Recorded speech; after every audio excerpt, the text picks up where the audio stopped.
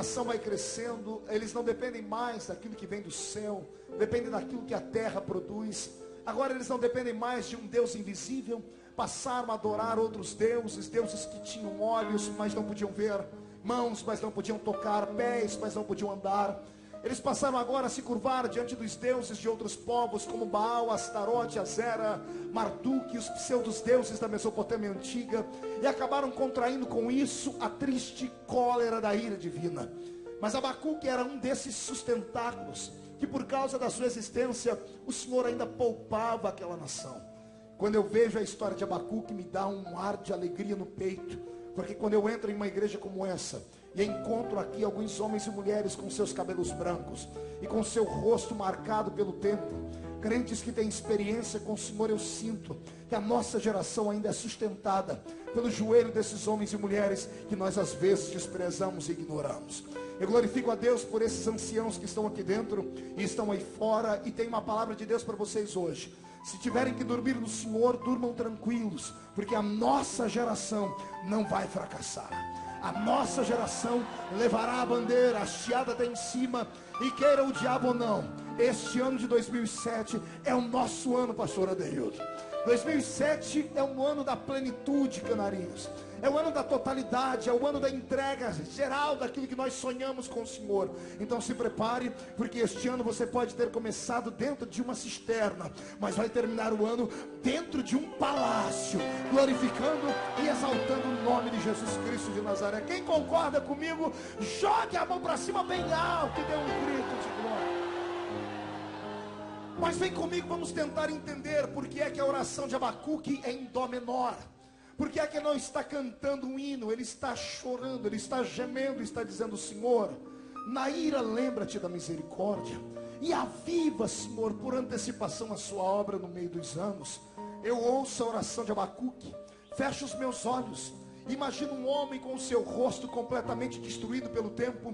Os seus cabelos estão esbranquiçados, os seus olhos estão recebendo amigos como as cataratas, os seus pés já estão cansados de tanto andarem pela terra, os seus ossos estão quase desconjuntados, os seus dentes tortos e amarelados, porque é isso que o tempo faz com todo ser vivo, com todo ser humano.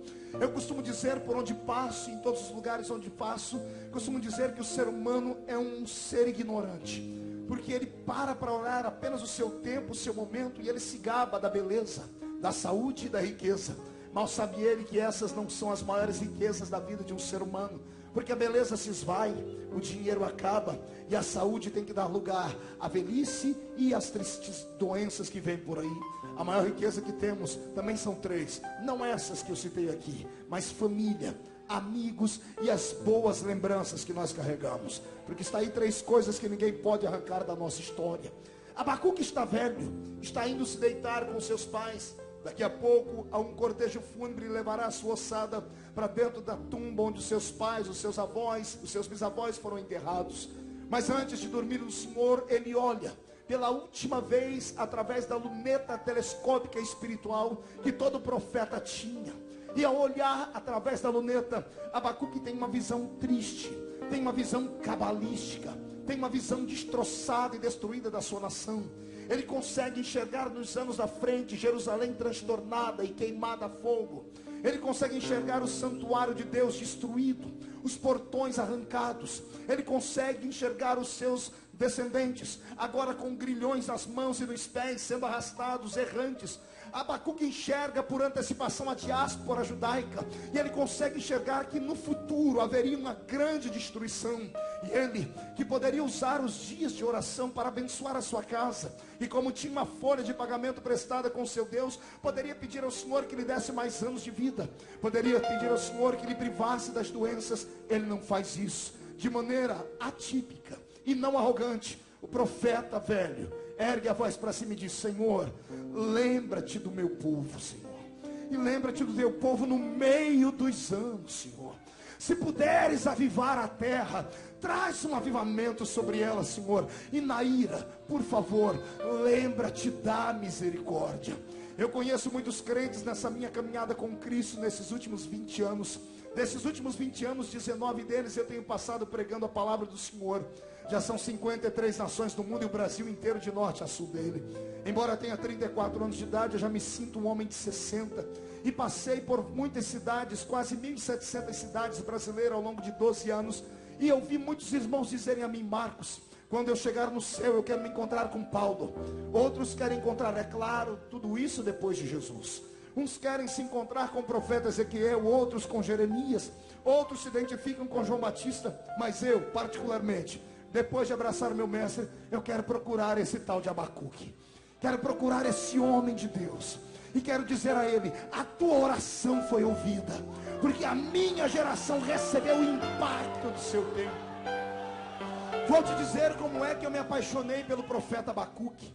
Me apaixonei pela história dele quando eu era garoto, tinha 13 para 14 anos de idade, e me congregava lá na Vila Tatu, no interior da minha cidade, num salãozinho de 4 metros por 3. Íamos eu e Elias para aquele culto, e era sempre um culto muito abençoado, irmão Tony Silva. Eu me lembro que quando chegávamos ali, íamos para ouvir o irmão Ovídio Ramos ministrar aquele grande culto. Um grande culto com quase 20 pessoas, era uma multidão naquela época. Mas eu e Elias éramos muito crianças, e a gente não ia para adorar ao Senhor, porque a gente não entendia nada disso, seu prefeito. A gente não sabia o que significava esses gritos, esses pulos aqui, mas a gente estava tentando entender. A gente ia para ouvir aquele velho falar. Aquele velho fazia a gente rir demais da conta, porque ele era analfabeto, e ele dizia para todo mundo que Jesus tinha ensinado ele a ler na Bíblia. E eu e Elias, 2 garotos Peralta, sentávamos atrás daquela pia de cozinha que tinha lá dentro, e não aguentávamos quando o irmão Ovídio dizia, com aquela voz de barítono: vamos abrir a Bíblia no livro de Êxodo. E quando ele falava isso, desandava tudo na gente. No outro culto ele dizia: abramos a Bíblia no livro de Genésio. Nunca achei Genésio na Bíblia.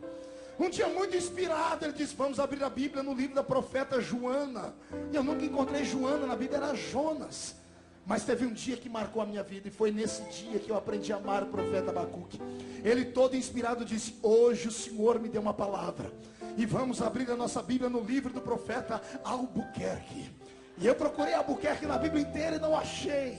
E depois que eu descobri que era o tal do Abacuque, e quando ele leu o profeta Abacuque, terminou de ler a leitura, colocou a Bíblia no banco, tirou aquele óculos perneta da cara, porque o óculos só tinha uma perna, colocou ele de lado, a outra mão gigante que parecia uma raquete de tênis erguida para cima, e as lágrimas desceram dos olhos do velho, e ele disse: a minha oração hoje é como a oração de Abacuque, que Deus avive a igreja do futuro, e os meus filhos sintam a presença dele, e a minha fé possa ser levada a sério.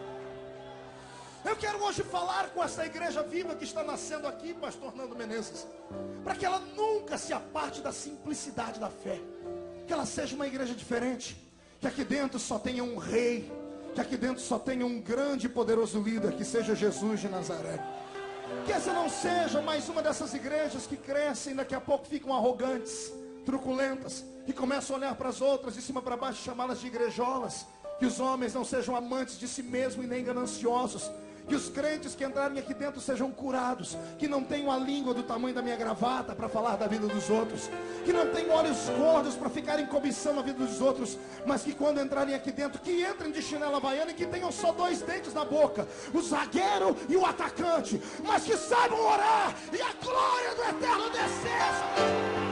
Que essa casa seja chamada casa de oração. Quem concorda comigo, dê mais um grito de glória.